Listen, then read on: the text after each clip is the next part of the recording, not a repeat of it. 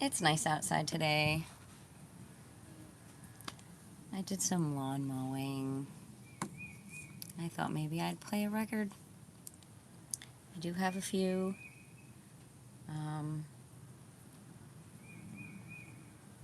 It's not letting me get on though.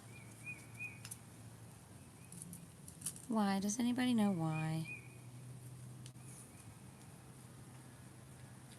Do you know?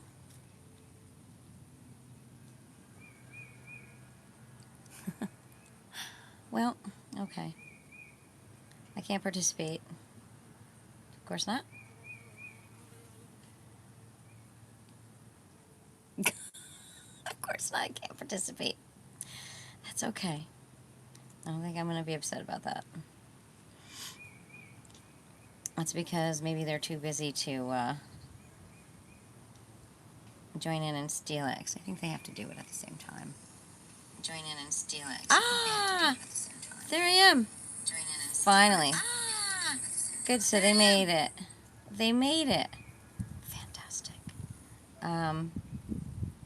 But of course I can't chat. Why not?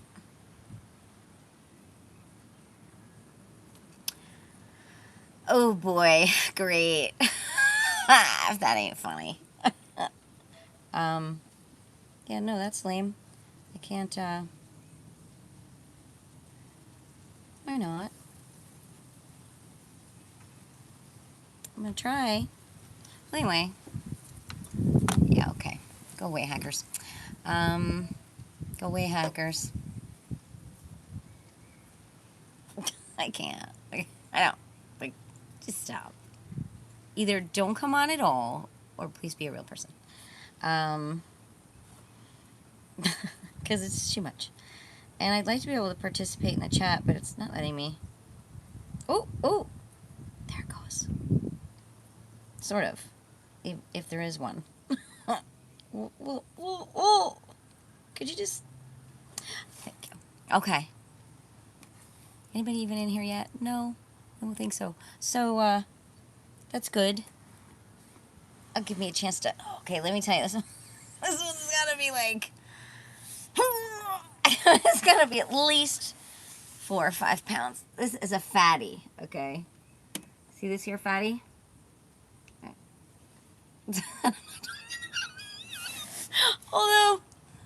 Although we did all learn what the word obese means the last time I was on here, since someone was so kind enough to ask me if that was an issue of mine.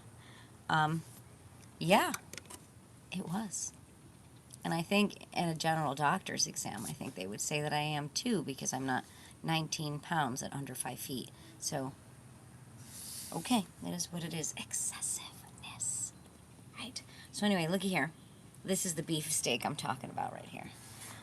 All-time Broadway hit parade.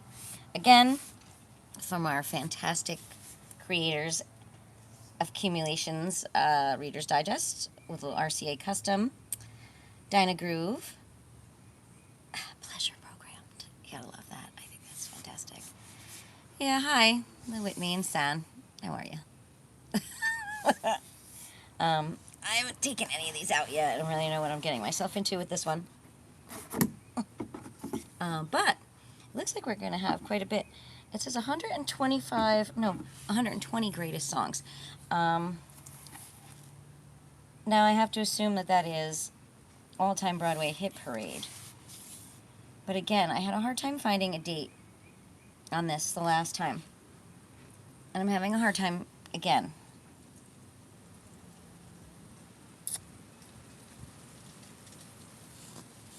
So... And I'm not sure how this is done. I'm not sure if it's a bunch of songs from one show.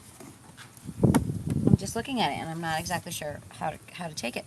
Let's see. Side 1, There's No Business Like Show Business. This is from Annie, Get Your Gun.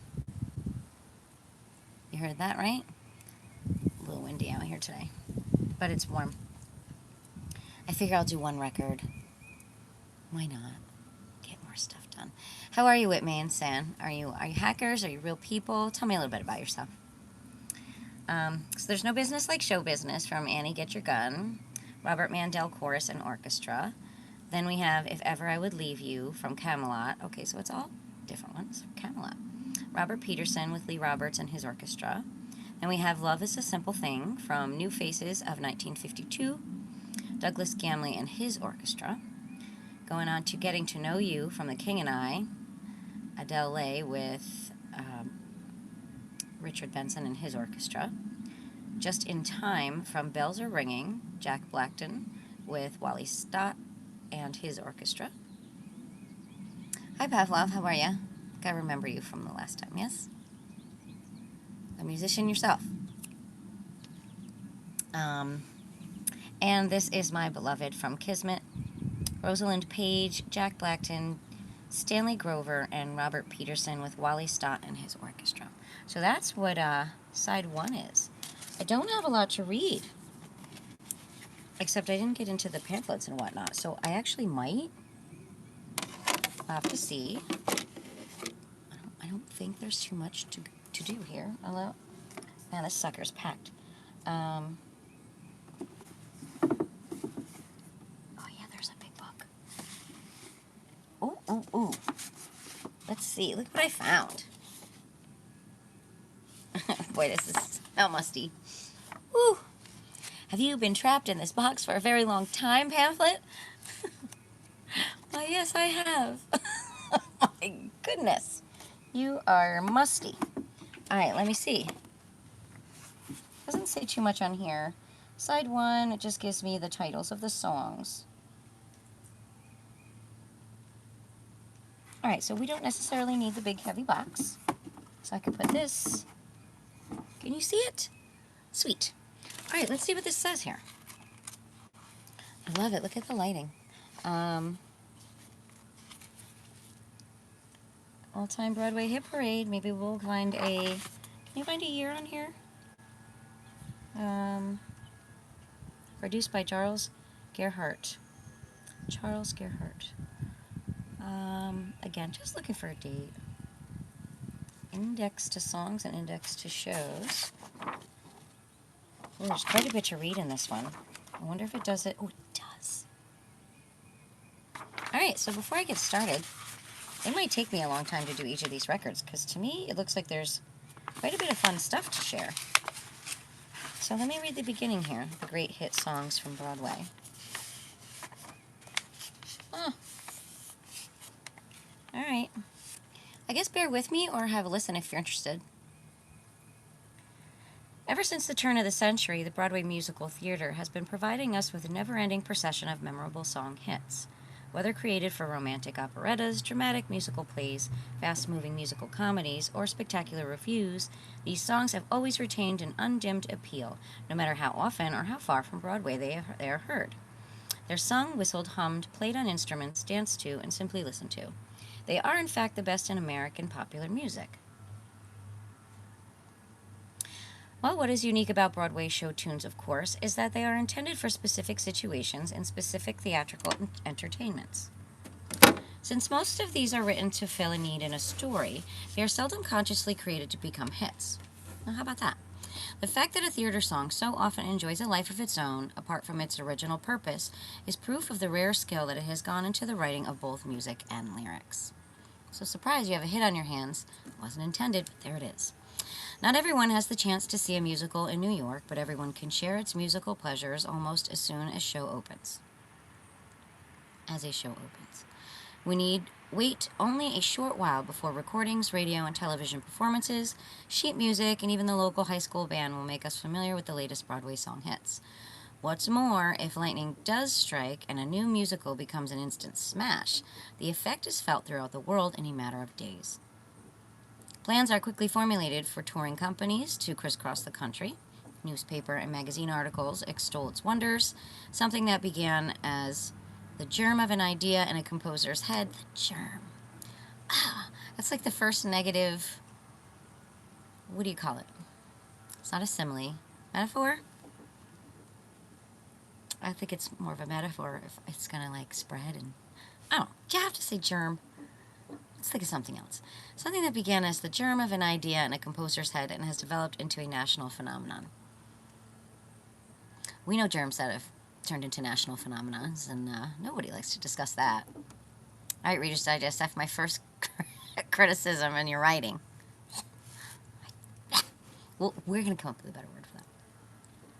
Oh, usually the songs turn out to be more durable than the musicals for which they were written. It wants to be popular. Keeps buzzing around. Usually the songs turn out to be more durable than the musicals for which they were written. Because dramatic subjects and theatrical techniques can become dated, styles in shows change far more than styles in songs. A great song is a great song whether it was written 10 years ago or 50 or yesterday, and I can 100% agree with that statement. In this 10-record album, 120 of the greatest Broadway songs of all time, up to whatever time this compilation was made, because since then there have also been some phenomenal shows with phenomenal music, phenomenal brilliant hits that surpass the actual musical. I mean, feel free to put some on the screen if you want to throw out a few that you may have heard or seen that are definitely current in comparison to these great songs, these great hit songs from Broadway. Because they're out there. And we might even throw the ball a little bit while we're listening to music today. Why not? You have to wait, though. I can't do 4 things at once, only 3. And sometimes not even 1. Okay. So in this 10-record album, 120 of the greatest Broadway songs of all time have been carefully selected and arranged to offer the most exciting and comprehensive collection ever assembled. It is truly the old-time Broadway hit parade, a melodious testament to the ageless appeal of our musical heritage from the theater. Isn't that a lovely intro? All right, so it does give a little snippet for each song, which is awesome. I just don't know if I should. 1, 2, 3, 4, 5. What's the best way to share these? Stopping the record in between each one, talking over the music, because these are pretty fat. There's only 5, so these are lengthy songs. I don't always like to talk over the music. Well, I do like to talk over the music, but not necessarily read over the music. Let's see. I'll show you the pictures on this page. I'll read a little, and then I'll play. It shows Ethel Merman, who seems to be having a difficult time impressing Ray Middleton with her marksmanship ability in Annie Get Your Gun. The glorious score was created by Irving Berlin, who took on the assignment after the death of the composer originally selected, Jerome Kern. The center picture, of course, is an early scene from Camelot. An enamored King Arthur, Richard Burton, gazes fondly at the woman who will soon become his queen, Julie Andrews. Above is another picture, including Richard Rogers,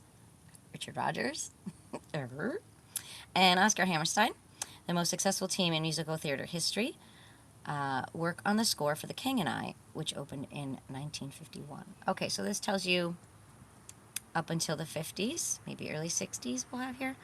So Annie Get Your Gun is from 1946. The second song, If Ever I Would Leave You, is 1960. Love is a Simple Thing is 1952. Getting to Know You is 1951.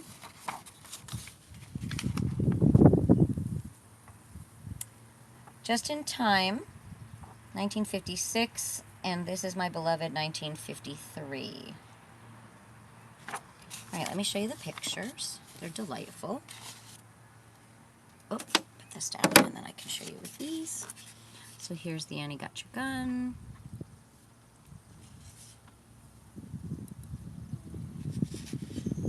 And the composer's there.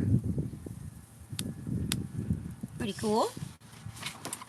Maybe I'll even find snippets of the shows. I don't know how involved I want to be today.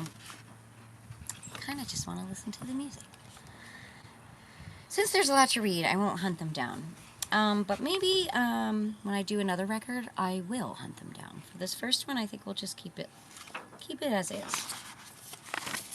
So to start us off, what better way to start a collection of show tunes than with the unofficial anthem of theater itself? There's no business like show business. Yet this exciting number was almost thrown out of the score of Annie Got Your Gun. Get Your Gun. Why? Well, because composer Irving Berlin mistakenly thought co-producer Richard Rodgers didn't like it. Communication. Although the song has become something of a specialty for large choruses, it was originally sung by only 4 people. Moreover, it fitted an important situation in the story, because Annie Oakley, Ethel Merman, is such a great marksman, or markswoman. Buffalo Bill wants her to be a part of his Wild West show, but Annie isn't all sure she wants to. Buffalo Bill then sings, "There's no business like show business," with 2 members of his troupe in order to impress her with the wonders of their profession. They do such a good job that Annie ends up belting out the number along with them. All right, well, that's where we'll start. And maybe I will read over the music. Let's see how we do. Are you on phono? Uh-oh. Uh-oh. Are we not plugged in? Might not be. Ooh! Uh-oh, how come? No reset. Reset? Oh, really? Technical difficulties today. No business like show business. Oh, well, would you look at that? Well, would you look at that?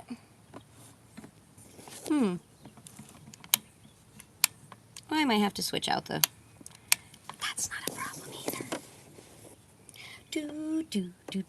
Well, anyways, I can't play it till I fix it. Oh. So I have to switch it. What else is new, right? So I have a technical difficulty. I have to take a moment and do some swapping. It's kind of a pain in the butt, but it can be done. All right, so I'll see you in a minute. Or not.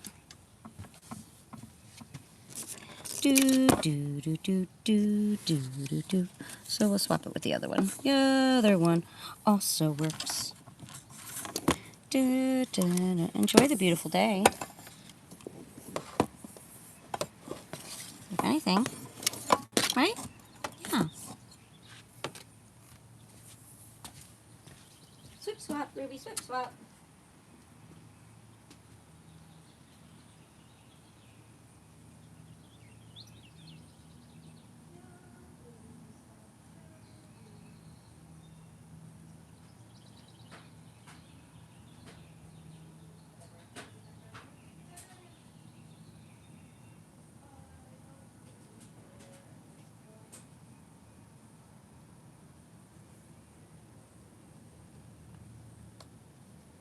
Alrighty, let's try round 2.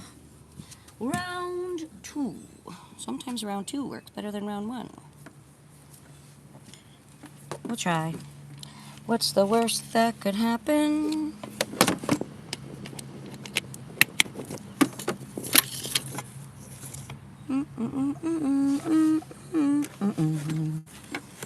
Alright.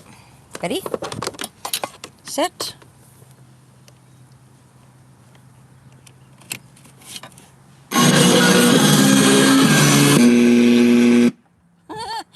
Ready, set, go. I think we fixed it. That's good, right? Lame. There's always something. No. Hopefully the music will drown out the large, noisy trucks that are going by. Okay, so let's go ahead and hear There's No Business Like Show Business from Annie Got Your Gun.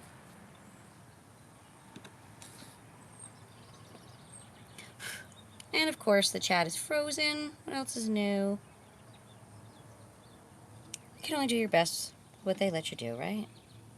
Alright, let's see. Nope. Wrong one. Oh. It's gonna be loud. I think it's gonna be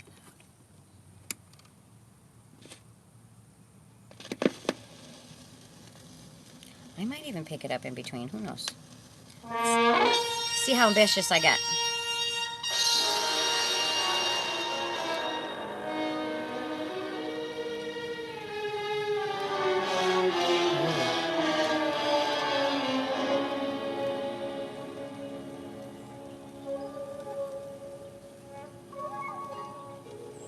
Like the beat, beat, beat of the tom-tom when the jungle shadows fall. Ah. Like the tick, tick, tock of the stage. No. Wrong side. That's not. There's no business. Let's try that again. Put the tick-tick-tocks on the other one. On the other side. Recognize that. Okay. Better. Teak. Sticks. There we go.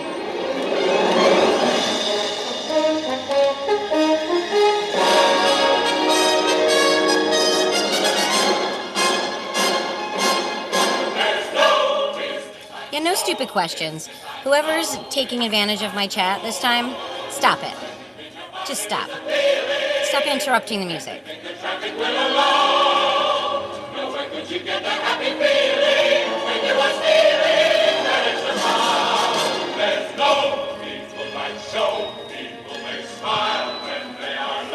Yes, they do.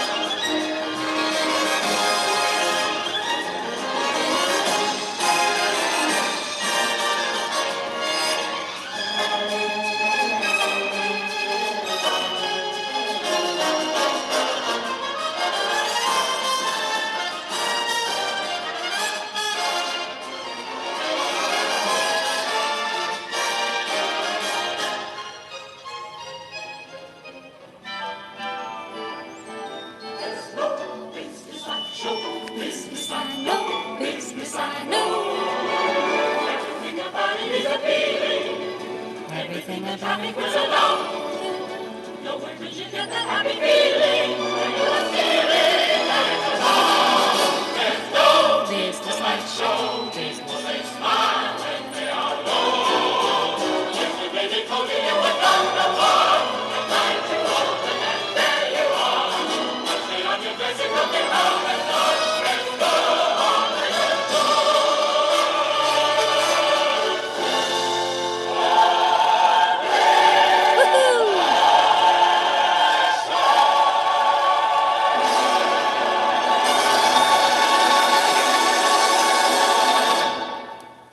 Good old Mark's woman. Okay, very cool. All right. Now that the show is going on, we got it going. We're moving on to If Ever I Would Leave You. This is from Camelot, Lerner and Lowe, 1960. Since Camelot was created by Alan J. Lerner and Frederick Lowe, the same team had collaborated on My Fair Lady. There was much more apprehension and expectation before its New York opening. Its premiere, as Lerner himself put it, was less a theatrical event, more of a combination of the World Series, the coronation, and the opening of the West. I guess they really didn't know what to expect. Everybody wanted to know if Camelot would be another My Fair Lady. It wasn't, nor was it ever intended to be. What audience did see was a sumptuously mounted musical version of the legendary King Arthur, Queen Guinevere, Sir Lancelot romantic triangle, abetted by a score of great melodic appeal and unrivaled cast. I would say it was Julie Andrews' difficult decision to choose between Richard Burton as the King and Robert Goulet as Lancelot, though her final choice of Mr. Goulet seemed almost inevitable after he sang the ardent poetic declaration, "If ever I would leave you." Wow, could you imagine having to choose between, what does it say, a king and a Lancelot? What's a Lancelot compared to a king? Someone who works under the king, for the king, protects the king. I don't know. But okay. If ever I would leave you. Let's see how that one goes.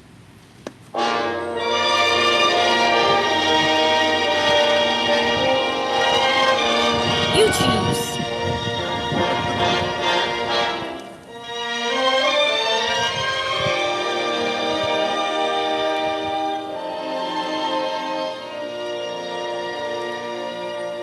Sunny. If ever I would leave you,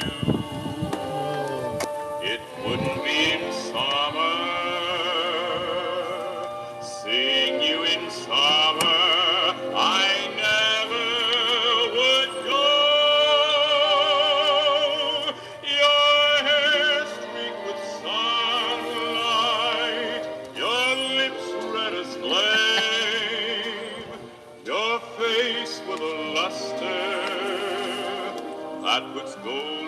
shame. But if I'd ever leave you, it couldn't be in autumn. Ha! Why not? How I hate in autumn, I never will know. I've seen how you sparkle when full lips the air. No summer, no autumn. I know you in autumn, and I must be there. See? All right, what comes next? Winter? And could I leave you running merrily through the snow? Through the snow. Or on a wintry evening when you catch the fire's glow? I don't think he could either. No winter.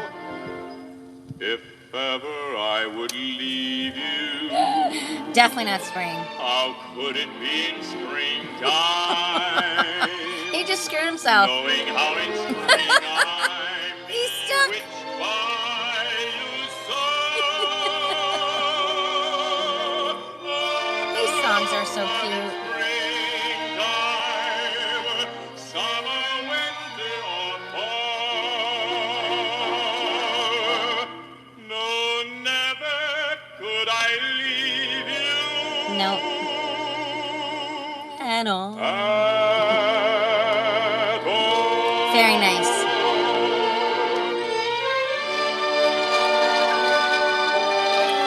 Honestly, ladies, if you know, or gentlemen, if a man is gonna sing a song like this to you,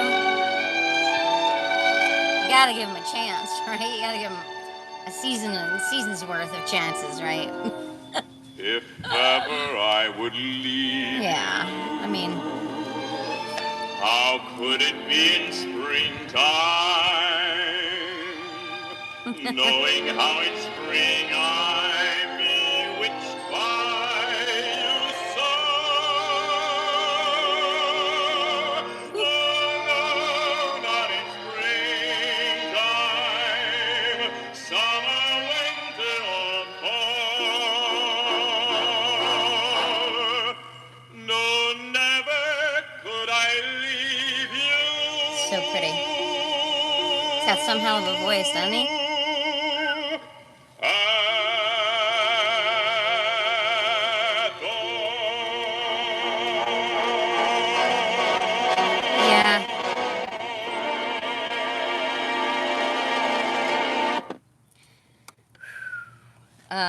That's a seasonal challenge right there. He talked himself into staying all year round, didn't he? He sure as hell did. Okay. Very nice. The next one is going to be Love is a Simple Thing. Siegel and Carol from New Faces of 1952. The last really successful American review, as differentiated from a musical with a story, was Leonard Sillman's New Faces in 1952. One of a series of productions created to do just what their title implies, to provide an opportunity for fresh young talent. The 1952 edition introduced such outstanding performers as Eartha Kitt, Ronnie Graham, Carol Lawrence, Robert Clary, and Paul Lindy. Maybe Lind? Among the songs, the charming Love is a Simple Thing by Arthur Siegel and June Carroll was the most popular in the score. However, the entire collection, written by a variety of writers, contained so many attractive and witty numbers that Princess Margaret of Great Britain once told Mr. Sillman how anxious she was to obtain the original cast album. When the producer's secretary telephoned a New York record dealer to send it to the princess, he gave her name and address, Buckingham Palace, London, England. And after a pause, the unimpressed dealer asked in a matter-of-fact voice, "What room number?"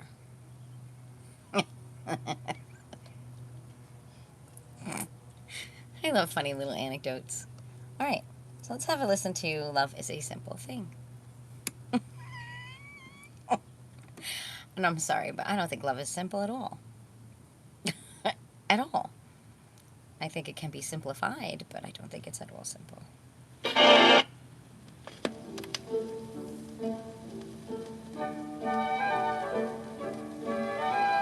You know.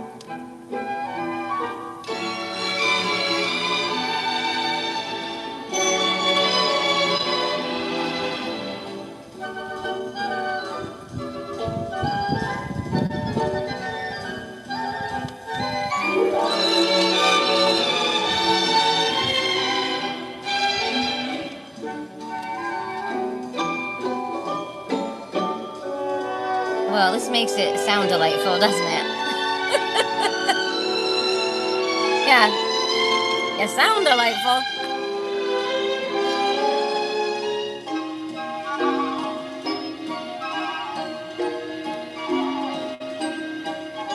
See, nobody's in the chat. I don't really see them. I told you, I only see those few people who are in charge.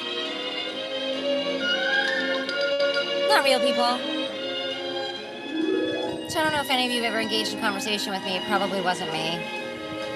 Like, the rude awakening of all this stolen stuff is just unbelievable. And just so you know, if you've ever seen me on anything other than this channel on YouTube, it definitely wasn't me. I'm nowhere else. I have an Instagram that's currently blocked as well. I can't upload anything there. I can't share any videos. Yeah. So, no TikTok, no anything. So if you've seen me on there or heard my voice, it's stolen. Non-consensual. Like a lot of what's gone on in my life here. But if it sounds like this, must be love. Must be.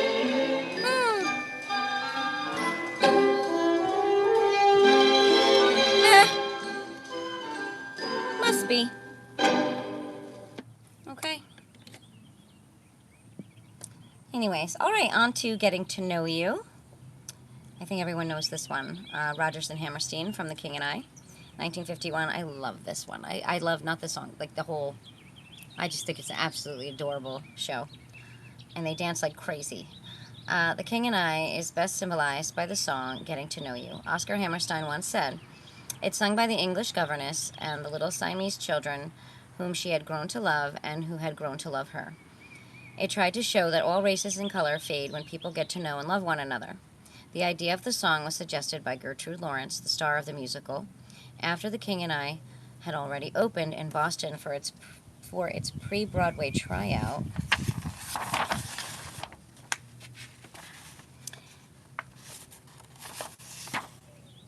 Everyone felt that the first act moved too slowly. Well, what could they do to give it the lift it's so badly needed? Miss Lawrence then came up with an inspired idea, a song that she could sing with the children. Composer Richard Rodgers even had the melody handy. All it needed were the Hammerstein words, the title, Getting to Know You. How about that? She came up with something for them. Love it. So that's what we're going to listen to this time. I love these little snippets of information. I don't know, I love it. All right, let's see. If I pick the right one. I can almost kind of see. Do it out here in the sunlight. Getting to know you, getting to know all about you. Getting to like you, getting to hope you like me. That's so cute. Getting to know you, putting it my way, but nicely. Nicely. You are precisely my cup of tea. Getting to know you, getting to feel free and easy. When I am with you, getting to know what to say. I love it. Haven't you noticed? Suddenly I'm bright and breezy because of all the beautiful and new things I'm learning about you day by day. It's a very ancient saying, but a true and honest thought, that if you become a teacher, by your pupils you'll be taught. True. As a teacher I've been learning. True. You'll forgive me if I boast, but I've now become an expert on the subject I like most. Getting to know you. Ha ha. Getting to know you, getting to know all about you.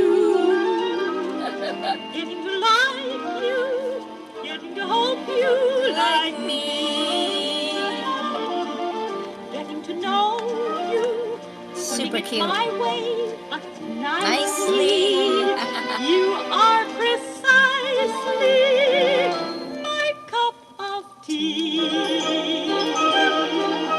Getting to know you, getting to feel free and easy. When I am with you, getting to know what to say. Haven't you noticed? Suddenly I'm bright and breezy because of all the beautiful and new things I'm learning about you day by day. So, she said not to boast, but from a teacher's, standpoint, I taught a primary age, which is 3-year-old, 4-year-olds, and 5-year-olds. So, it's primary level, but it's really pre-K mixed through the kindergarten year. And you have those children for those 3 years consecutively in the environment that I worked in. And I think that was the best part. Because by the time you got to know them, they weren't shuffling off to a new class with a new teacher and new kids. They were settling in and they were maturing nicely, within the environment that you created or that they as a whole community created. And when they return, say, for example, a 3-year-old year is always the testing year. The jumping around like a butterfly and, touching things, whether they're invited or not. Taking a lot of direction from the other children, which is super important in that environment. It's like a big family kind of setting. And having them come back for their 4-year-old year, they come in a little less testy, a little more confident, a little more knowledgeable on the routine of the room, where they fit.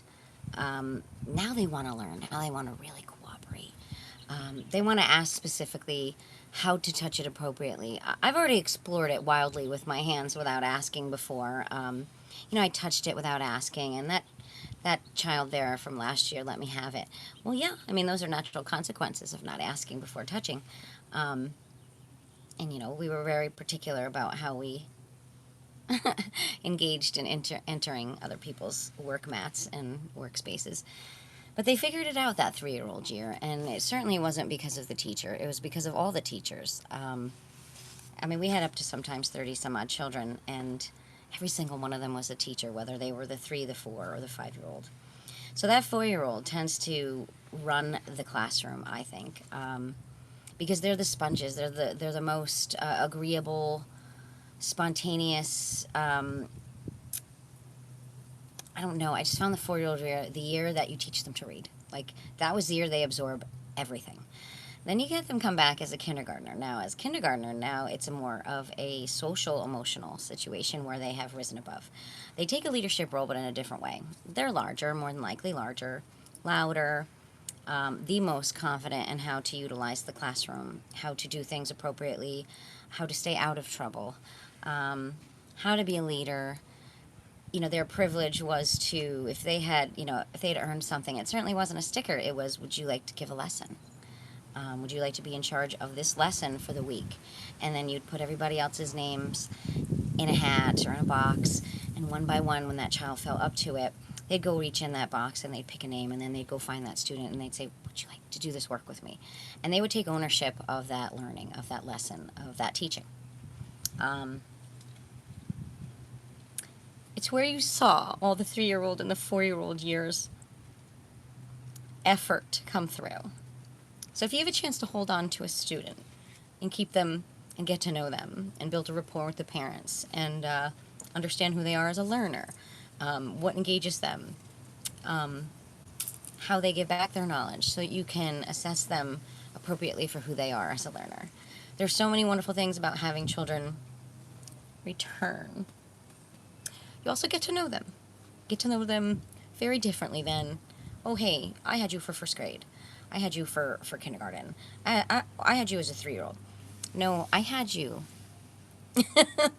I watched you go from that chubby baby phase to that independent kindergartner moving on to first grade with skill sets that'll wow whoever that first grade level teacher is. Um, I don't know, I really enjoyed it. Getting to know them is the most important part. It's not about cramming information in, because when children realize who they are and that they can learn and that they want to learn, they're tapping you on the shoulder and asking you, can you show me how to do this? How is it supposed to make me think? Can you show me how to touch it so I can explore it on my own? Then I'll tell you what I think. And then you always have to give them that opportunity to share, because without that reflection and expression of what they learned or how they learned it or how they want to show somebody else, then really the lesson is moot. Because if you're not an active learner and you can't reciprocate something that felt good to you, then what was the point? You know? I mean, you look at it. You look at trade work and you look at any kind of work, really. Once you master a skill, I mean, the whole point of mastering a skill is utilizing it. And, you know, it's probably one of the things that I envy the most about musicians. I mean, I know I've had a lot of young students who were definitely more right-brained. They were that student who needed to practice something over and over again and touch it and handle it and, you know, build an intimate relationship with the material before they fully, you know, grasp it. I mean, I look at, you know, younger kids and anybody else learning to use a musical instrument, and what do they have to do with it? They have to be intimate with it. They have to touch it and explore it and see how their body works with it, you know, and it's the same thing, any kind of knowledge. You know, now everybody just focuses on computers, where, I don't know, I don't have that same engagement philosophy with computers, and I don't know. I don't dislike them. I don't think that they don't belong. I just think they cannot be the single most important thing in an environment. They can't be the only tool that someone utilizes to touch on all of the different types of academia that's in the room. You know, I don't know. We didn't use them. Children were allowed to bring in research, especially when I did lower elementary, which was first, second, and third graders. They could print out stuff from home, come in and share it, and of course they had to soapbox it. They had to read it. They had to talk about it. They had to force the class to interact with it. It wasn't something that they just took off a computer at home and then knew it. And it didn't seem to hurt anyone, to be honest with you. And a lot of times the parents, when they knew that their kids were busy all day, busy, not sitting in front of a screen, they were busy, using pencils, using all sorts of tools to, you know, show what they know. They didn't mind if their child used, you know, the computer or the laptop for an hour or so after dinner. You know, it was a reward for a very long, hard day of work, of physical and mental work. So I don't know. I feel like if we use them all day in the classroom, and then they're the only outlet for fun at home, you know, aside from organized programs, you know, that are set up, you know, during family time, I don't know. I don't know. I'm kind of almost relieved that I'm leaving the educational field, to say. I mean, I didn't choose to do this. It just kind of got bumped out of it.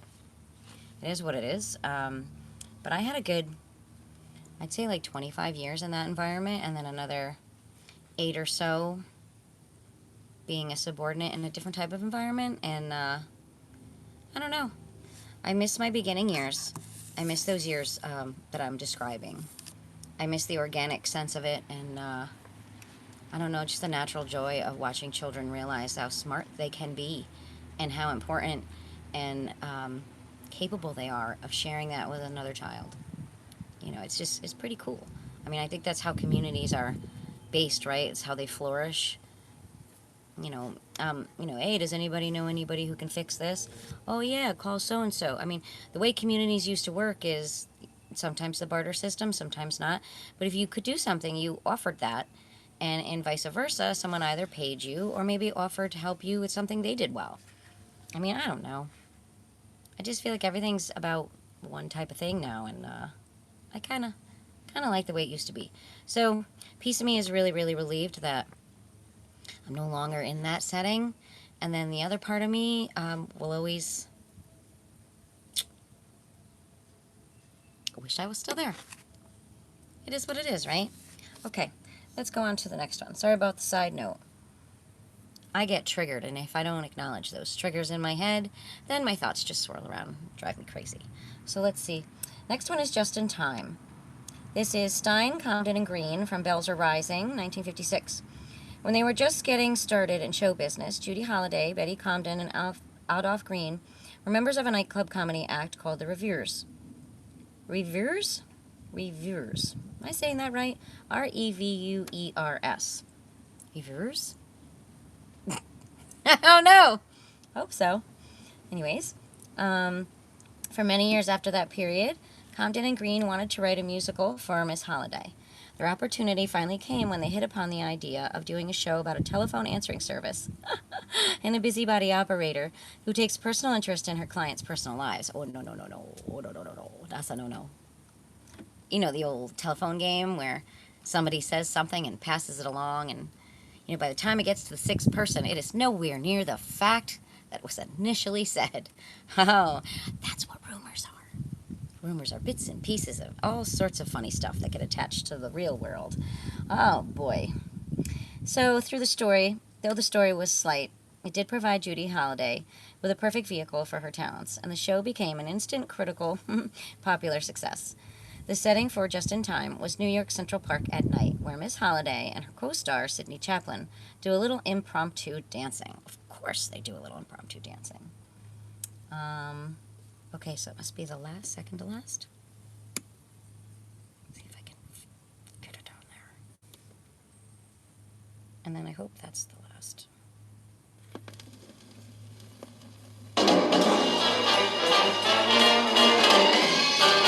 Now you got a picture of a little impromptu dancing in the park. Under some street lamps. Just in time, I found you just in time. Before you came, my time was running low. Running low.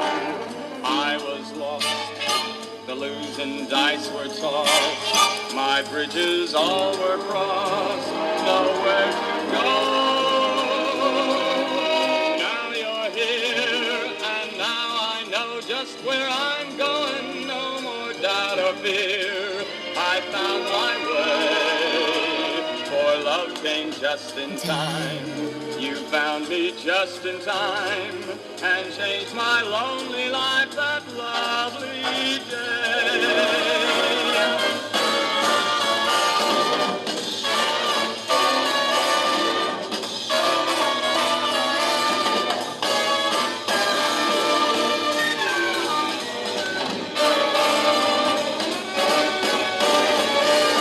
Picture them dancing. Woo! Now you're here, and now I know just where I'm going. No more doubt or fear. Nope. I found my way, for love came just in time. You found me just in time, and changed my lonely life that lovely day. For love came just in time. You found me just in time, and changed my lonely life that lovely day.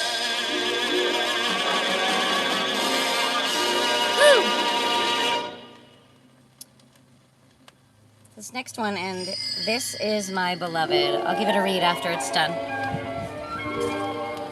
This is from Kismet, 1953.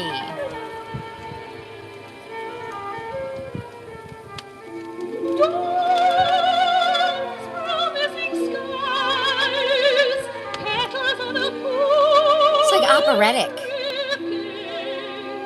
I can't imagine being able to sing like that.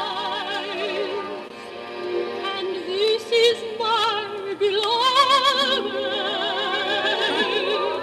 straight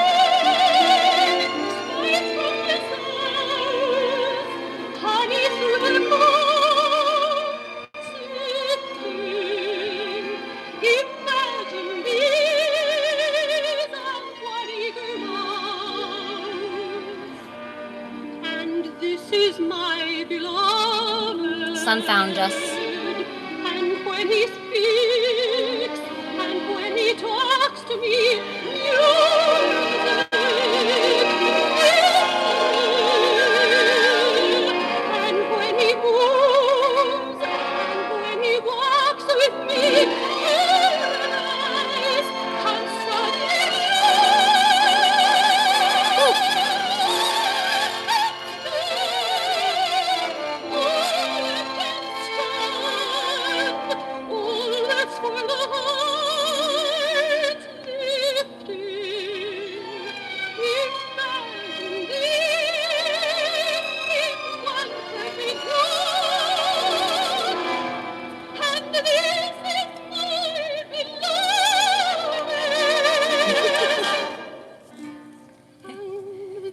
It's like some...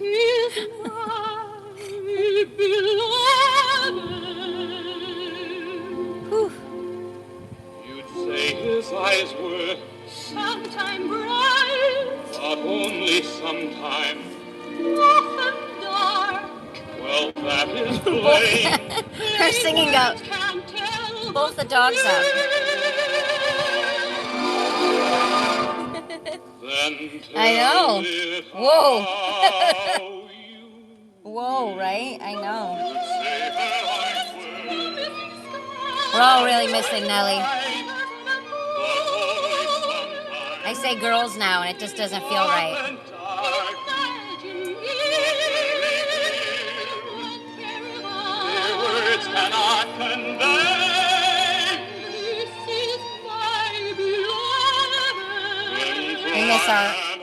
We miss our yellow girl.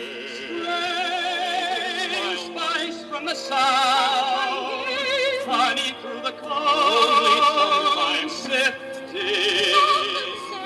Imagine these on one eager mouth. This is word to me, and this is my beloved. And when he speaks, and when he talks to you,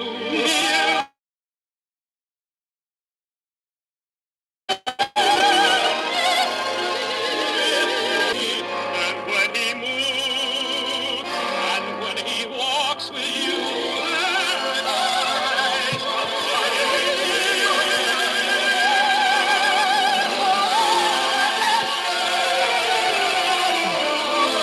That's a lot of power.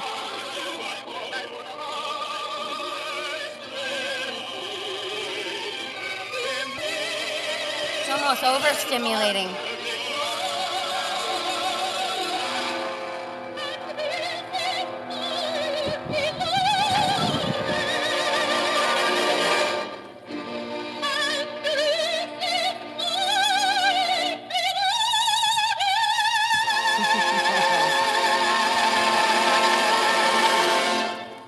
Holy cow.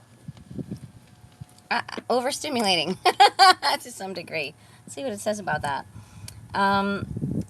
Right, Fairest from Kismet, 1953. Since most of today's musicals have stories based on a variety of literary sources, it isn't surprising that the two successful songwriters, Robert Wright and George Forrest, should make a specialty of adapting classical compositions into highly attractive theater songs. For one of their biggest hits, Kismet, they turned to the exotic, melody-drenched themes of the celebrated 19th century Russian composer Alexander Bordin. His music provided the right atmosphere for the picturesque tale, the Nocturne, from his string quartet in D. For example, was the basis for that soaring love song. Soaring love song, that's how they describe it. Hoy. And this is My Beloved. Holy cow, huh? Look how freaking cute they are, though. Like, look how cute they are. They're so cute. Down here at the bottom, it shows a photograph from Kismet. Whoa, I'm like still vibrating from her voice. Oh my God. I couldn't imagine standing next to her. Holy cow. Wow, I got a lot of sun all of a sudden, so I'm not sure how long I can last in this spot. It's like, woo. All right, so we're going to try to tackle side 2. Why the hell not? Again, I don't believe there's anybody in here, right? Yeah. Yep. Thanks a lot for blocking my chat again. Hackers, thanks a lot. I really love your participation. It really makes it all worthwhile for me. Thanks a lot. Yeah. Gives everybody a chance to chat with me. Yeah. Smart move, right? Keep everybody from interacting with me. Yeah. Go ahead and be the pretend me somewhere else and do all the interacting so that they think you're me. I love it. Right? No pressure on me, right? None whatsoever. What are you doing? Could you stop? I mean, it's enough already. Anyways. All right. So, of course, we're going to hit the first song, Oklahoma, Oh, What a Beautiful Morning. The Surrey with the fringe on top. People will say we're in love. So it must be like a little threesome. Now, I know I've said it before in the past. My niece just was recently in a production of Oklahoma, and I just thought it was absolutely adorable. The acting was wonderful, and so I'll probably recognize a little bit closer to. Let's see. Richard Rodgers and Oscar Hammerstein used to play something of a game with their musical Oklahoma. All the game consisted of was imagining that the play had been a failure instead of a resounding success. This really wasn't hard to do. The show's locale was hardly an attraction for New Yorkers. There were no stars to lure to customers. The chorus girls were not brought on stage until the curtain had been up for about 40 minutes. So when they did show up, there was nothing especially eye-catching about their costumes, and who in the world could possibly get excited about a story that was chiefly concerned with the dilemma of a girl choosing an escort to a dance? Oh no, it's really quite cute. A musical created in this way, both writers agreed, just had to be a flop. Well, the fact that it was such a record-breaking hit merely strengthened their resolve never to try to do things according to formula. That's a pretty good mantra. Another reason why the show could easily have failed was the placement of the songs. All the important songs were introduced in the first act, with only one big one saved for the end. I don't recall only the good ones being at the beginning. That was the spine-tingling, hat-tossing ode to the glory of the state of Oklahoma, a number that gave the musical just the right high pitch of excitement for a memorable finale. Oh, What a Beautiful Morning was the first professional song Rodgers and Hammerstein ever wrote together. How about that? As a team, they clicked immediately from the first moment Rodgers saw Hammerstein's words for the song Oh, What a Beautiful Morning. When Oscar handed it to me, Rodgers later recalled, I was a little sick with joy because it was so lovely and so right. And when you're given words like the corn is as high as an elephant's eye, you got something to say musically, I'd say. When you're given words, whoop, repeat. Lyricist Oscar Hammerstein admitted that he cried every time he heard the next Oklahoma song in this collection. The Surrey with the French on top. The Don't Cry at Sadness in the Theater, he said. I cry at naive happiness. The fact that two people are looking forward with such anticipation to ride in a Surrey. That's what makes me cry. It's the extreme youth, the almost boneheaded youth, in these two characters that arouses my sympathy. And finally we come to People Will Say We're in Love. It arose from the need for a song to indicate that the young lovers are falling in love.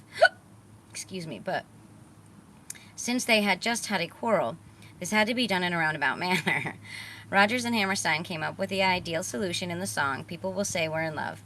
In it, the girl and boy warn each other against showing any sign of affection, lest people get the wrong or right idea. Super cute. All right, so let's start with that. Oklahoma. Ooh, sorry. Not bad. And here's a picture.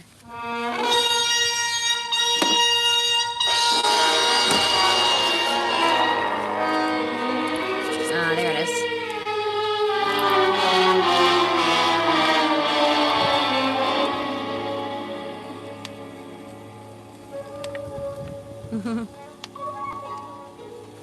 Like the beat, beat, beat of the tom-tom when the jungle shadows fall. Like the tick, tick, tock of the stately clock as it stands against the wall.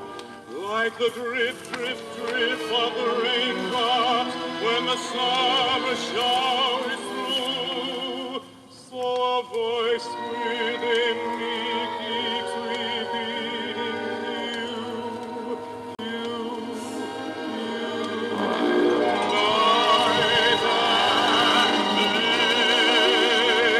day. You are the one, only you beneath the moon and under the sun.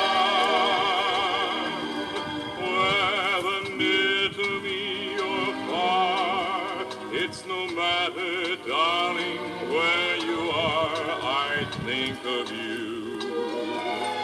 Night and day, day and night. No. Why is it so? I apologize. Hold on. That this longing for Not Oklahoma. That's a completely different record. I was going to say, wait a minute. So they don't show any pictures or anything else for side 2. Huh.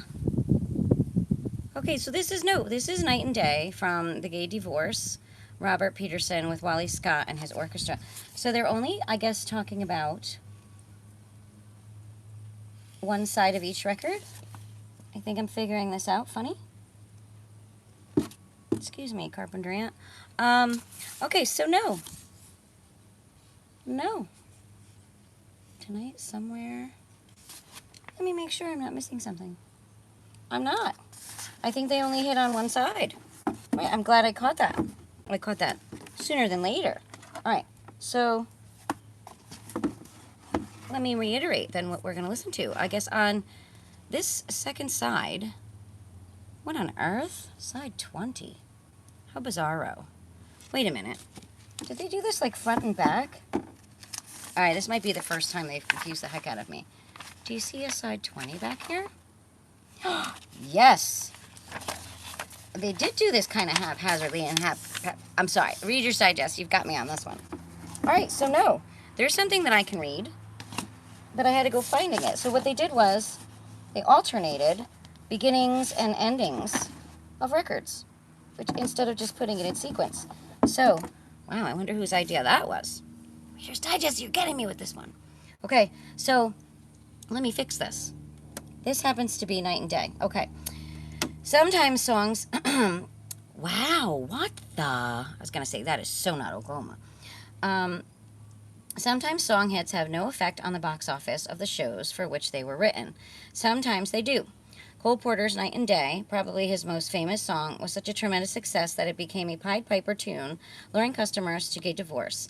In fact, people didn't even refer to the show by its name. It was the Night and Day show that everyone wanted to see.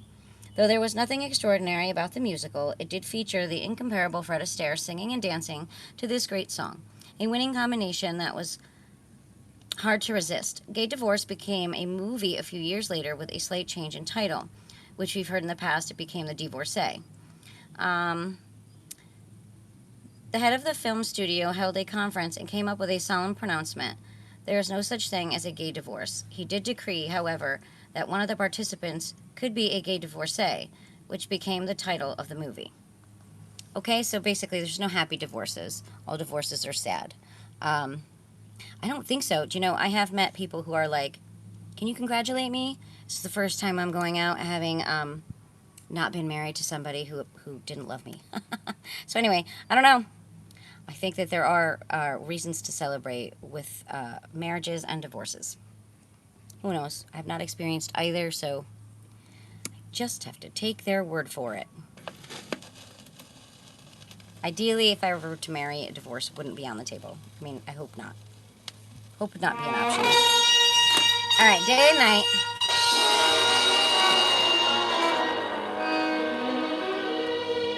Right? Night and day. Day and night. Night and day. Okay.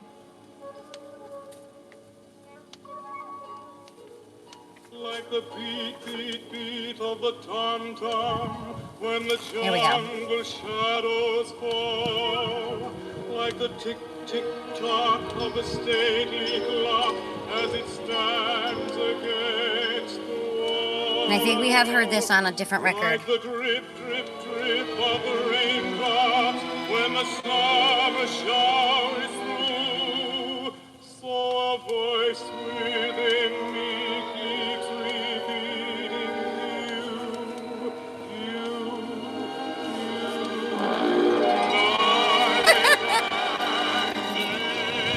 Interesting music. I love it.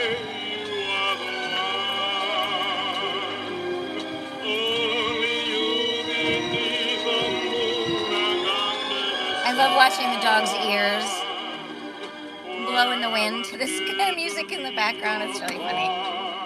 It's no matter, darling, where you are. I take a video, but that's blocked also. Night and day. These are professional instigators of unhappiness, I guess.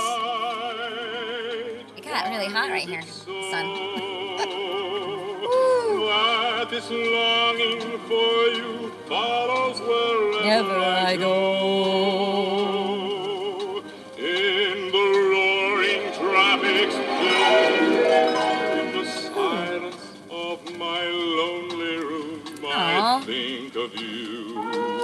messy. No chatters.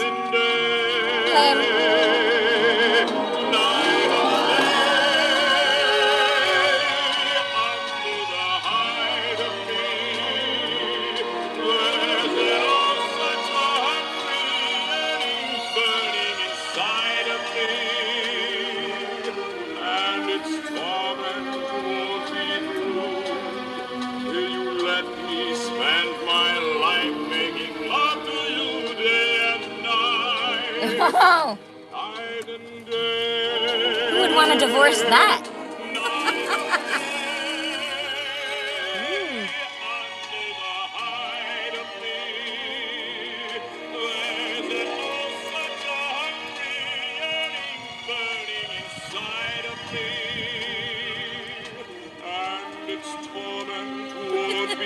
Imagine having that on your answer machine. I got a burning inside for you, babe. I'm on my way home. Uh-oh.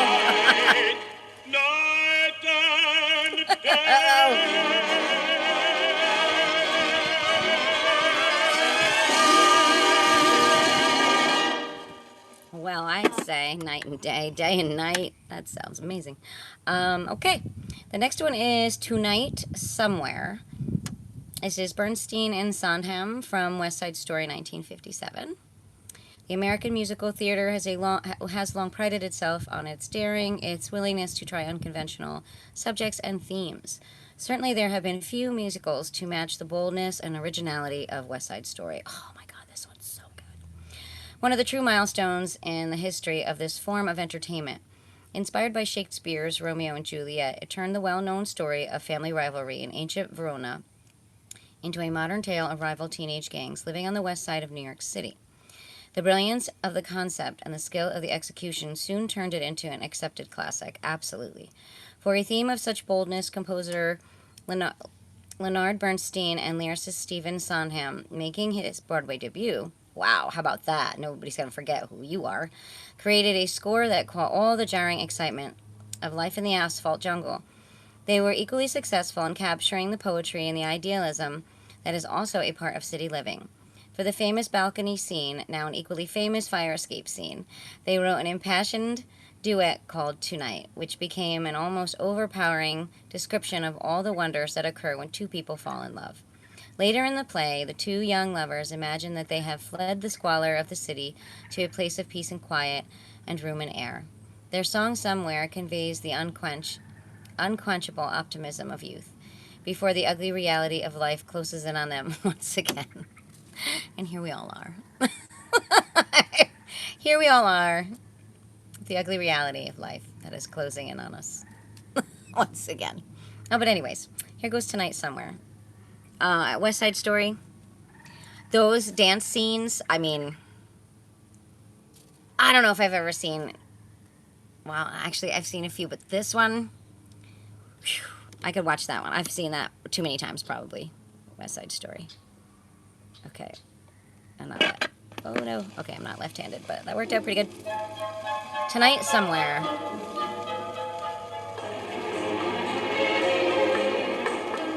Tonight, Yes. won't be just any night. Tonight there will be no morning stars. Tonight, I see my love tonight, and for all stars would stop where they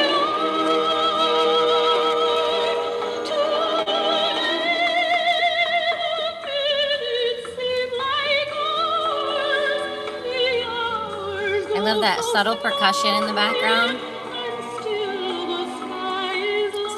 Just enough to keep the step.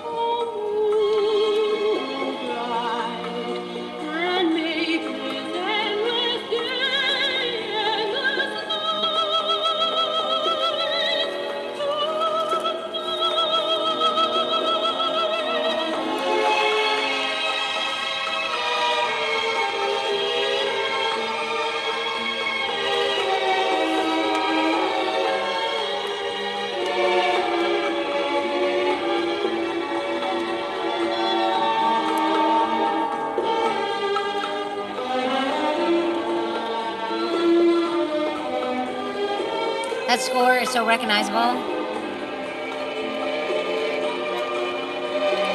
Did you hear that same pretty sound in Gone with the Wind? Oh my God, I'm still giggling at the hat.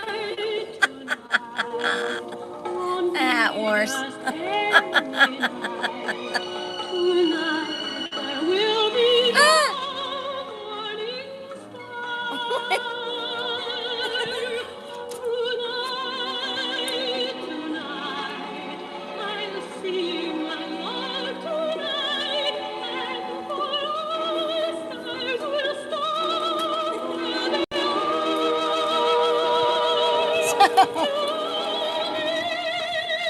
Ode to ode.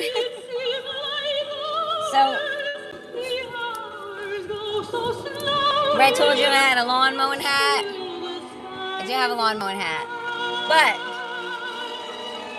if I want to be gone with the wind, I think I need to wear this one. Oh, so much better. See? They have a purpose. Much better. Why didn't I think of that before? Thank you, Gone with the Wind. Thank you. So much better. So much better. So anyway, I really wasn't poking fun at her. There's a time and a place for a big old hat. Anyway, this is the one I usually wear to the pond. But the other one I usually wear when I mow lawn. So anyways, tonight. All right, next one is They Didn't Believe Me. That is going to be my next tattoo, and I'm probably going to put it right across my frickin' forehead. Kern Reynolds from The Girl from Utah, 1914. Really? Wow, 1914 is older. So early in the century, it was not unusual for a composer to have a song or two added to the score of a Broadway musical written by someone else. In fact, that was exactly the way Jerome Kern got his start in the theater. As a young man, he worked as a rehearsal pianist for some of the ponderous European operettas, then flooding the Broadway stage. After being surfeited? What's that? For weeks by the rather heavy music. Oh, okay. A producer or director often noticed Kern off in a corner playing an original tune on the piano. Since the Kern song sounded a good deal fresher and brighter than the songs in the show, it didn't take long for a place to be found for it in the production. Haha, they were listening. They Didn't Believe Me, though it was an interpolated song, went on to become the hit of an imported English musical, The Girl from Utah.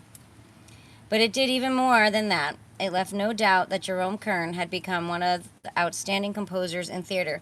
The Girl from Utah. I have a good friend, at least I think she's a friend. Now I'm not really sure who my friends are. But she was lovely, also a teacher. Pretty damn amazing as a teacher, I will tell you. I learned so much from her. But, yeah, hope you don't mind the hat. It's freaking sunny right here. So 1, 2, so the third? Okay, They Didn't Believe Me. I've been saying that my whole life. And then they go, how did you know? I just knew. I just knew. Girl from Utah. Isn't that interesting? I just researched Utah last night. Right? Didn't we hit on Utah? You want to remember my other hat? I don't know this at all. The Girl from Utah.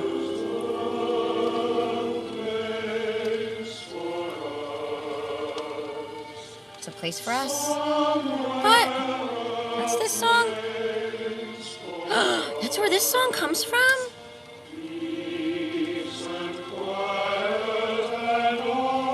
There's a Place for Us. There's a lot of artists who have used... Wow.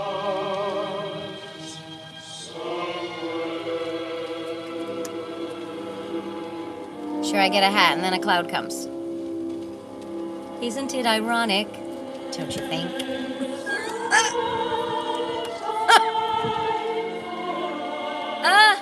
This is heartbreaking. I do know this song. I think it might be Phil Collins who uses this. Oh, now I gotta figure it out. There's a Place for Us.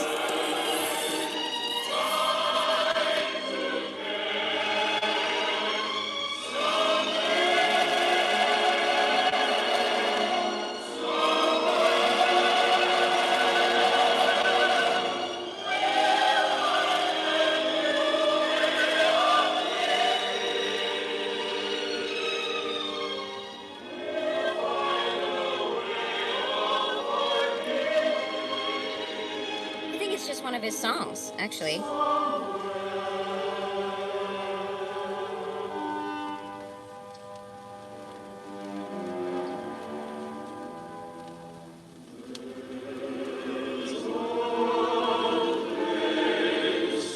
Yes, I'm not imagining things. There's a place for us. It's on his Both Sides album.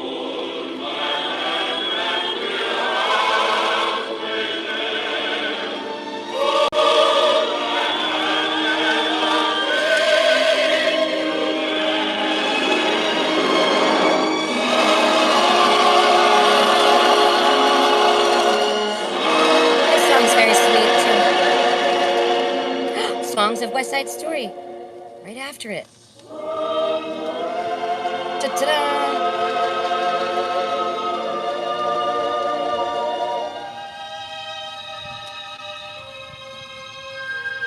It's very pretty, his song. It's very similar as far as how it makes you feel. Maybe we'll take a side note and listen to it. Again, I'm not monetized, so as long as I acknowledge where the music comes from, it's really not a copyright issue, even though they attack me. And yeah, I want another one of those silly little, you've blah, blah, blah, blah, blah. Oh yeah? Okay. Well, if you get your music off YouTube Studio, nothing should have a copyright issue, right? Don't you think? Yeah. If YouTube Studio is providing your music for your shorts, or anything else for that matter, how on earth should you have to defend it? Huh there, YouTube? Yeah, I don't think so. So every time I let them know the truth and the facts on how I built my short, I win the dispute because it's not disputable. Honestly, it's just too much. The hacking, the stealing, it's just... I'd be so exhausted from being that person.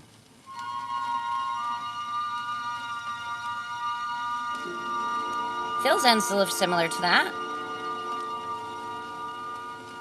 Since I don't have anybody in my chat room and nobody really cares what I'm doing, let's listen to Phil. I'm going to see that there's a place for us. I don't know why that came to mind. But yeah, I mean, seriously, I make all my shorts and I use YouTube Studios. They supply it all. It's all under their copyright fractions or whatever they're called. Believe you me, a year and a half ago when they started to attack me with this, I did my research. There isn't anything that they're supplying you should you have an issue with. Whether you use 10 seconds or the full minute or the full 3 minutes or whatever the hell your video or... it's just unbelievable. The hassling, the harassment, the nonstop attacks that are so unnecessary. And you wonder why I don't care if I have this channel or not. Because they're having too much fun attacking me. But let's have a listen. Let's see how similar it is. No commercials. No commercials. 100% realistic. Bye. Let's see how similar. It's more jazzy. So this is from...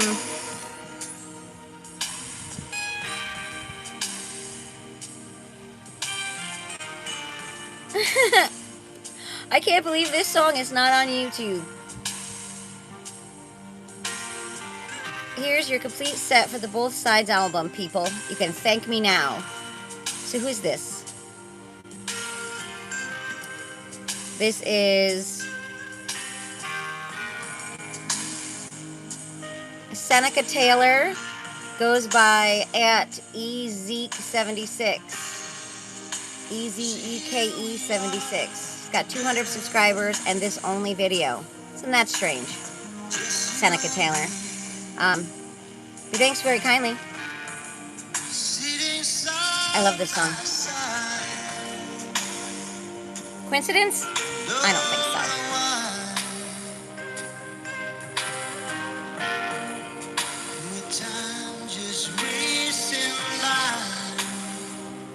There's a place for us, you know. All of us unwanted souls. No, I don't want to go. Well, I don't know much about it. 'Cause all I am is what you see.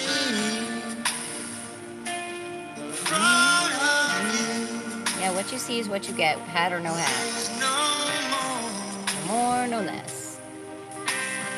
Time's excessive. Feel so close and yet so far. It is what it is, right? I don't wanna I don't want to go either. take my hand. I am. Please take my hand.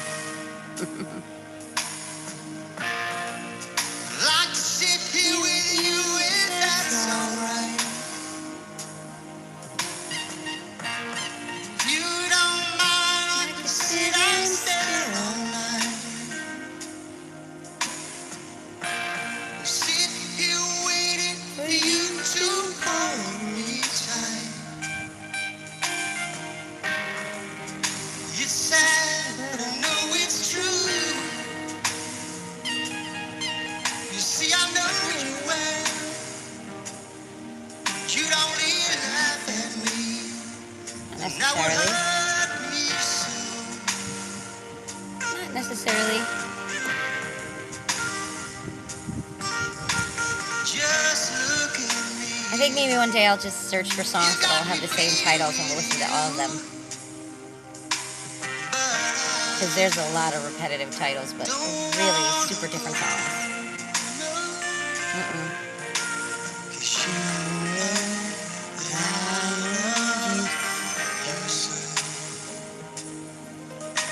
Yes, you know that I love you so.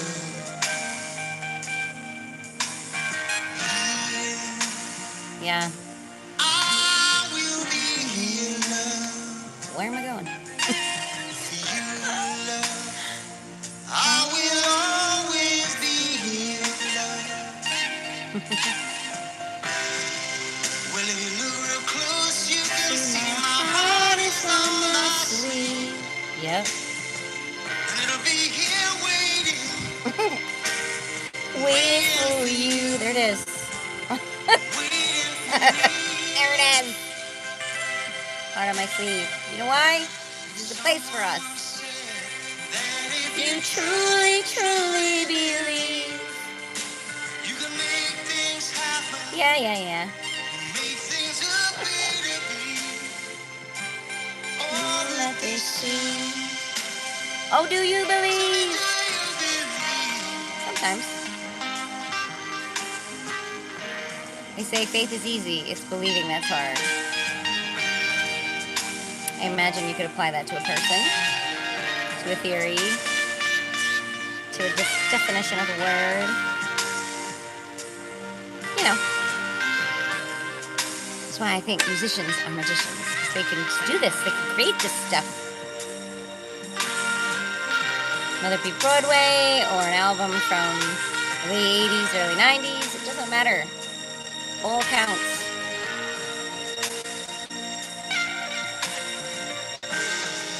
We'll find A hiding place. Except you shouldn't have to hide. together, we'll find a way. Wanna know why? Because there's a place for us. Somewhere, somehow, Yeah, we'll find some way. some way.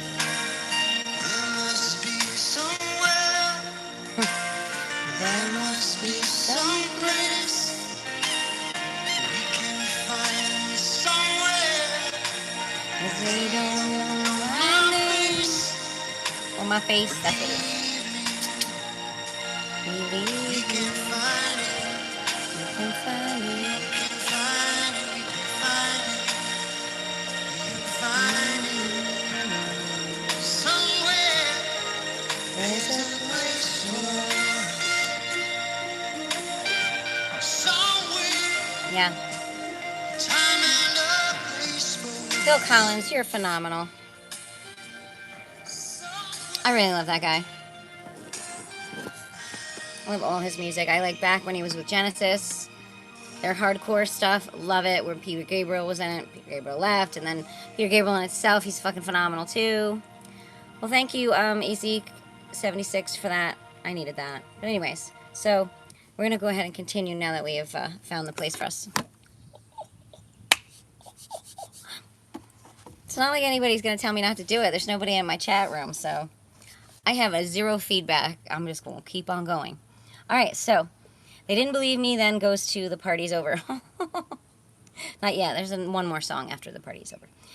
This is a Stein Compton Green from Bells Are Ringing, 1956. She can look engagingly blank or beguilingly large-eyed, can be doffed, sly... I am horribly reading this. Let's try this again. It's a quote, so I have to get it right. She can look engagingly blank or beguilingly large-eyed, can be daft, sly, small girl, strong-minded, touching. She's an adroit performer and an inimitable personality. Inimitable personality. So wrote Time magazine's critic, Louis Cronenberger, about the late Judy Holliday's remarkably versatile performance in Bells Are Ringing. Louis Cronenberger. That was a mouthful of a quote to describe this person. Judy Holliday, you're phenomenal, but holy cow. Few stars have ever been greeted by such rapturous notices upon their debuts in the musical theater. Rapturous notices. Mouthful. A reception that was largely responsible for the show's impressive run of 924 performances. Wow! Very good. The most touching aspect of her performance came when, alone on the stage, Miss Holliday wistfully sang her heart out to the plaintive strains of The Party's Over. But of course, since Bells Are Ringing was a perfect example of traditional musical comedy, all was righted by the final clinch. All right, so The Party's Over is what we're listening to. 2, 3, 4, 5, 6, 7, 8, 9, 10... Do, do, do. No. There we go. Engagingly blank. Beguilingly large-eyed. Can be daft, sly, small girl, strong-minded, touching. She's an adroit performer and an inimitable personality. Some notice. And when I told them With a beautiful voice. how wonderful you are, they didn't believe. Judy Holliday. They didn't believe me. Your lips, your eyes, your curly hair are in a class beyond compare. Your lips, your eyes, your curly hair. You're the loveliest thing that one could see.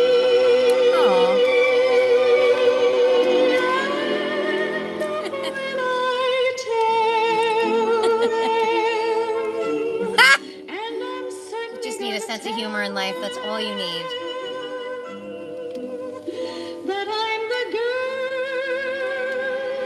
whose boy one day you'll be. They'll never leave me. They'll never leave me. That from this great big world you've chosen me. Oh, doesn't your heart just flutter away? Yes, yes. Why, yes, it does.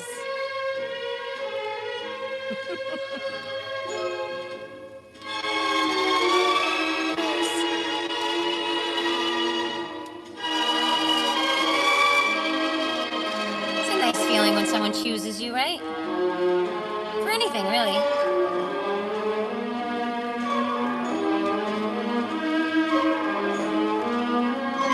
Even that friend who used to call you all the time, just to moan and bitch about their day, they chose you to listen.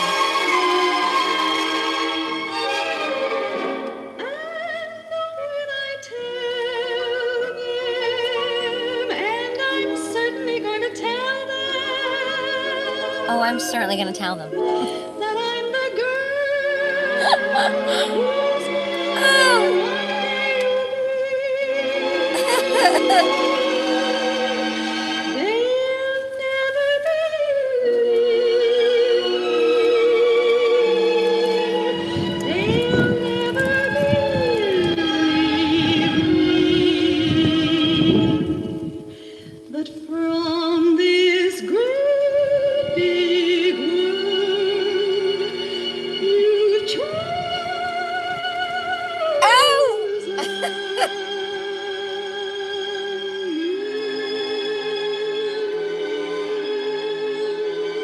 It's like how you feel after the first kiss. You have to go running out of the room and into the bathroom and tell somebody you think is your friend how wonderful it was. Okay, the next one, give my regards to Broadway, I'll read afterward. It's the last one on this side. In today's adventure in old Broadway classics. with a little snippet of Phil. And an ode to West Side Story and Oklahoma. We're doing it all today. How fitting for give my regards to Broadway, right?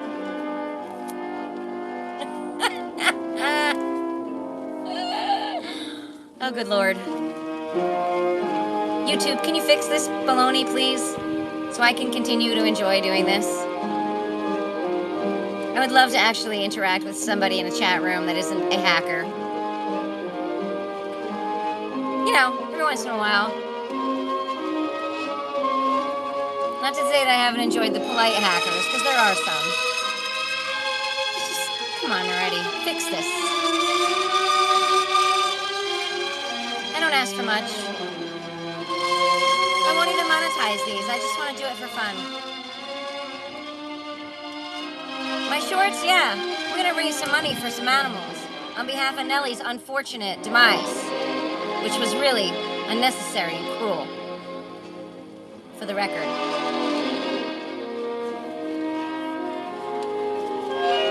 Not okay. None of this is okay.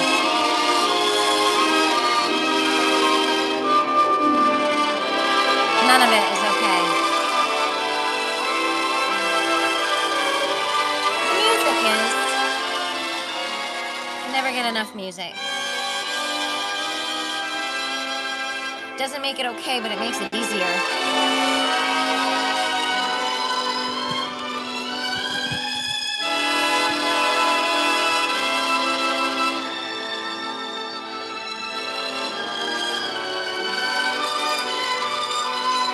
Just easier.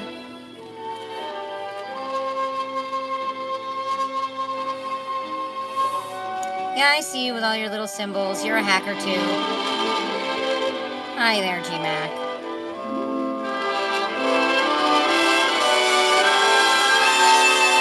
Don't bother hacking me right now. I'm a little over it today.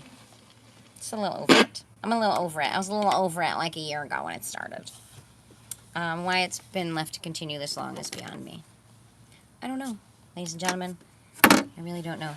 But like I said, yeah, what a strange way to go about. I have to really think now.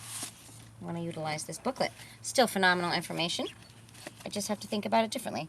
And that I can do. It's called flexibility, right? And figuring out how this works for me. And it will work. Let's see. What else did they put in here? I can't believe how fat this sucker is. Ooh, I don't have this one. Mood music for listening and relaxation. I have to get my hands on that one. Fiesta, I don't have that one either. April in Paris, 50 favorite French songs. Ooh. Ooh, there's a bunch in here I don't have. I might have to start looking for them. My goal will be to find every Reader's Digest compilation there is. Let's see. Greensleeves, 57 other favorite folk songs. Oh, you know damn well I gotta get my hands on that one. Organ memories. Yeah, why not? Holy cow, that might be amazing. I'm willing to listen to them all. But seriously, who is it, Mac 3? Why come in here now when you know I'm leaving? Or why bother saying something? Like, just, why bother? You're a hacker. The only people who can get in my room are people who have hacked my system. So, yeah. Treasury of Great Operettas? Ooh, boy. Oh my gosh, there's so many more in this one than there wasn't in the other one.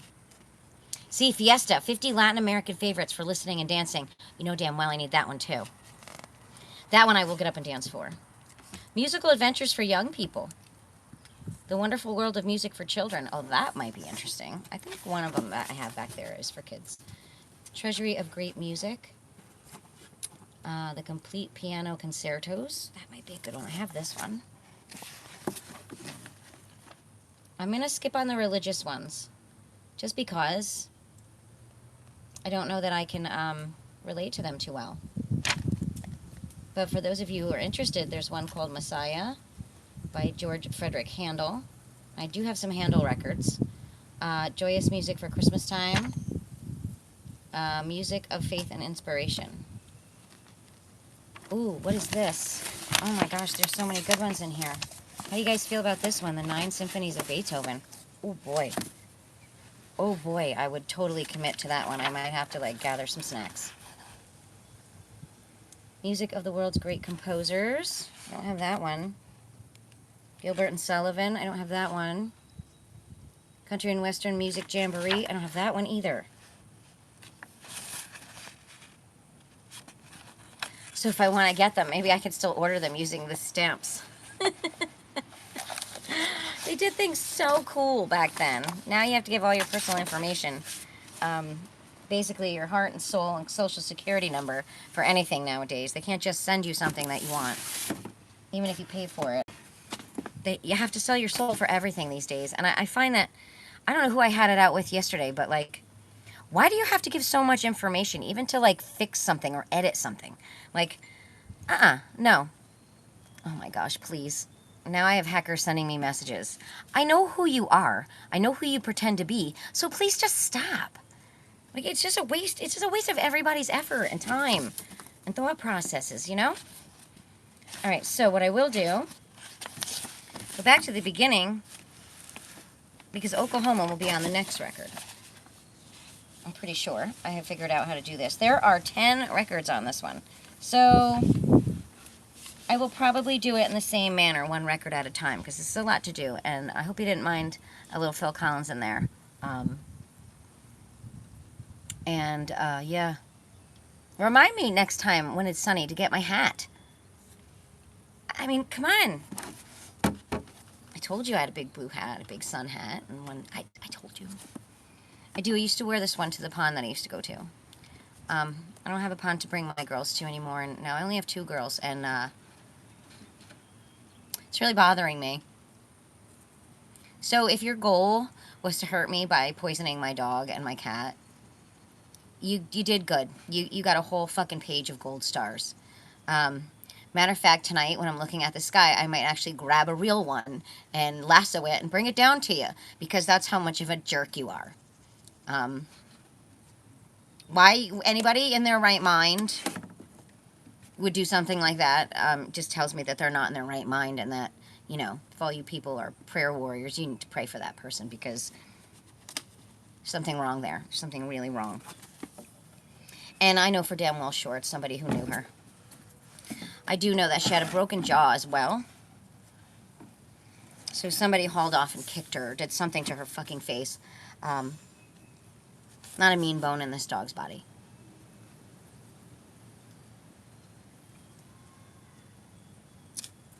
So whoever you are, well done, asshole. And for the person who blocked out everything that I said on my last live, which was just my voice, what the hell? You don't have a right to cut it short because you don't like what I'm saying. I'm saying what I'm feeling, and I'm saying what I'm thinking, and I'm saying what's actually happening to me. My experiences, my life. Hello, bee. I wish I was a big blue flower, but I'm not. Don't do that. Don't edit me. I don't belong to you. Okay? My thoughts don't. What comes out of my mouth doesn't. I think the honeybee agrees. I'm just over it. I'm over all your control shit. Your need to dictate and monitor and basically tell me what I can and can't do, what brings me joy, what doesn't. Whole fucking page of stars for you. Don't kill someone's animals. Also, don't do it, especially in a manner where they're gonna fucking suffer. What is wrong with you? I can't. Like, there are some aspects of this world I just can't. So, when GMAC, you want to pop in here when? Before I'm, oh, music is awesome. Is it? Is it, GMAC? Is it? Or are you the same two people who were in here an hour and a half ago? Because, like I said, you guys, you're so predictable and ridiculous. You pop in for 30 seconds, whatever, you block, what is the word? Ban me or whatever, and then somebody else steals it, posts it someplace else, says they're me, does all the conversation. Like, I'm totally aware of what you're doing, and I think you're shitty. I think you're shitty. Because there's only one of me. There's only one real Neighbor Sue. And that's me. So whoever it is pretending to be me or stealing my stuff and claiming you're me and scraping off whatever money, do you know how many animal places around here I could have already donated to? Do you know that I might have actually gotten Nellie the help that she needed if I could have gotten to where, because all the local vets were like, what? Oh, no, you're going to have to go to Jersey for the anecdote. Are you fucking kidding me? Are you kidding me? You're going to tell me nowhere in my vicinity is there a vet that can help my dog? Like, this is the bullshit that I'm dealing with, ladies and gentlemen. When I say I have hackers, I have gang stalkers. I have people who are literally pissing on my world. Why? Not sure. Maybe they're making some money. Maybe they're psychos. I don't know. But to hurt somebody's animal, I don't know, I can't. I can't make any excuses for you, and I won't. And you're probably the one person I will not be forgiving through all this. There's a lot I can be, that I can forgive and walk away from and know, in my own heart, I won't have hate for you. But for you, my friend, yeah, on behalf of my animals that are no longer here, that I had to watch suffer, nah, I don't like you. I don't like you at all. And if I'm offending someone, don't care. I hope it never happens to you. I hope it never. I hope nothing that I have gone through has ever happened, or will be happening to anyone else. And I don't know who you are, but you really need Well, I kind of do. That's the shitty part. Like, I know so many of who's involved. It's not just one person. It's like groups of idiots. It has to stop. It has to stop. It has to come to an end. You're only hurting yourself in the long run. I don't know where your fucking soul's going. And I don't care how much I swear or how much I emote about how I feel about all of what you've put me through, but I know where my soul is going. I know where it's been, and it may or may not come back again, but I know where it's going. I have peace of mind. I don't know what the hell you have. Oh yeah, a whole sheet of gold stars. Yeah, I forgot. And, and if I'm lucky tonight, if there aren't any clouds in the sky, I'll be sure to wrangle you down one, and maybe I'll put it in a to-go bag, and I'll leave it at the end of the driveway, because I know you know where I am. Yeah, I like the parades, and, the people who sit down in the front and tap into my Wi-Fi. I see you. I know what you're doing.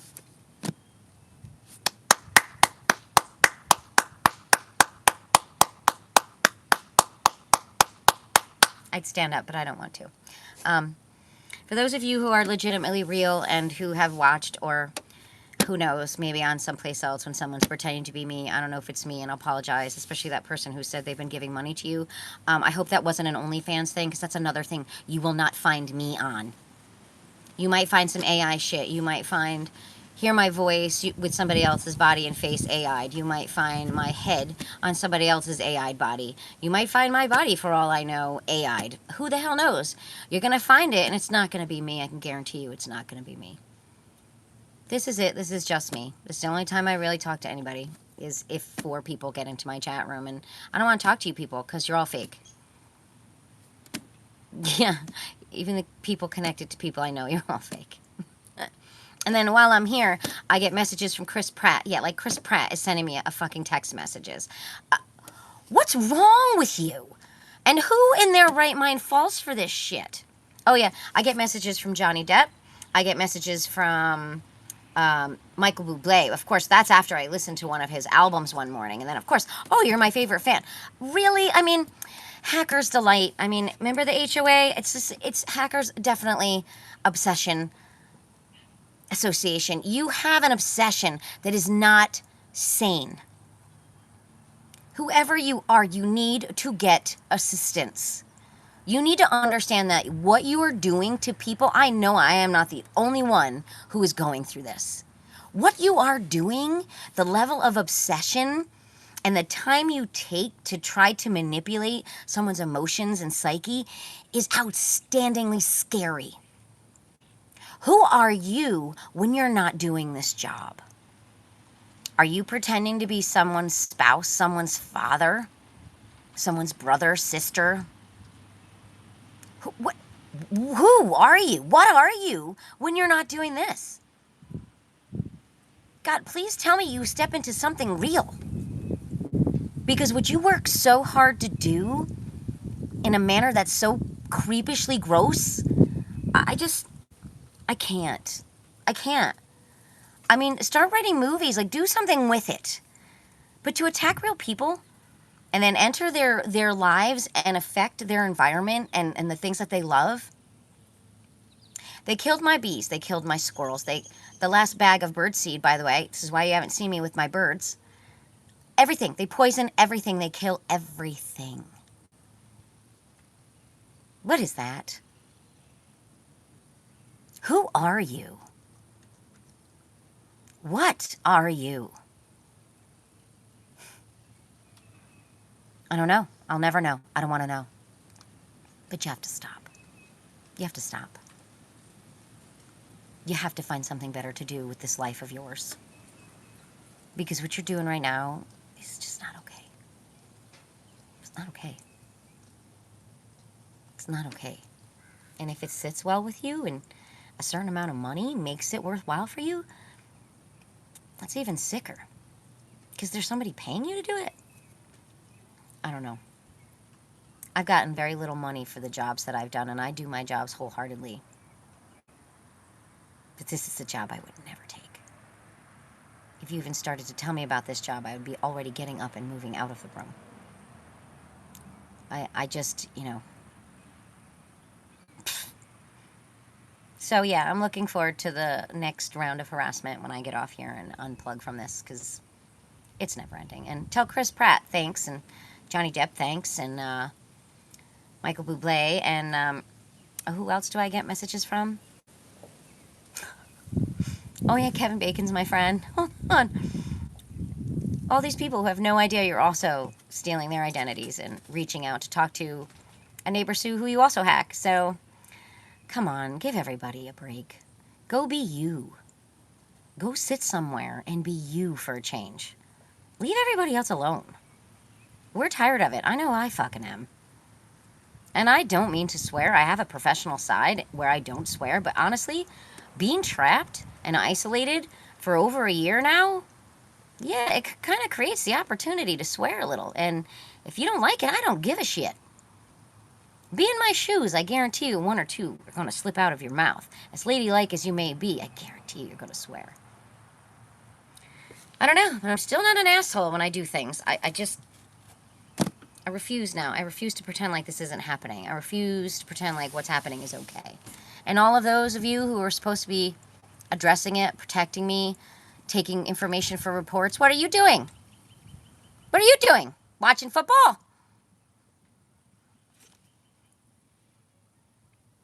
Oh no, you tell me.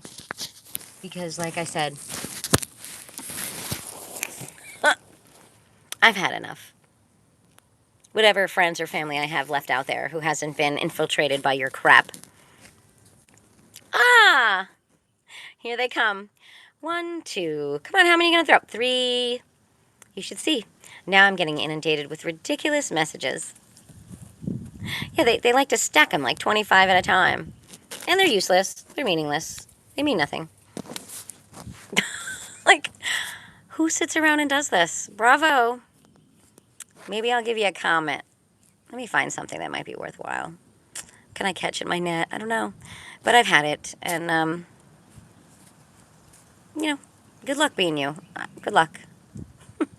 To everyone else, I'll see you next time for Record 2 for all-time Broadway hit parade. 120 greatest songs of that time period, you know. And we'll enjoy some more, I'm sure, with some side notes and some side rants. But you all need to realize that if you see this, it may or may not be the real Neighbor Sue. But I know that there's only one of me. But if you see me on anything else, it's definitely not me.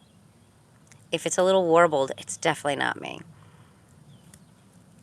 The more I go back and look at my shorts, I can see exactly which ones you've taken, tampered, stolen, maneuvered.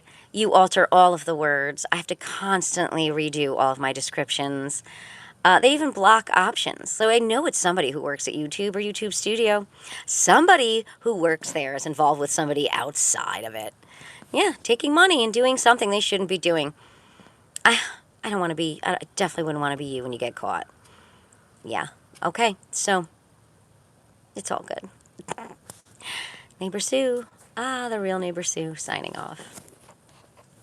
Make sure you smile at somebody, because you know damn well somebody needs it. Goodbye. God. Yeah. What did you say, G-Mac? Music is awesome? Yes, music is awesome.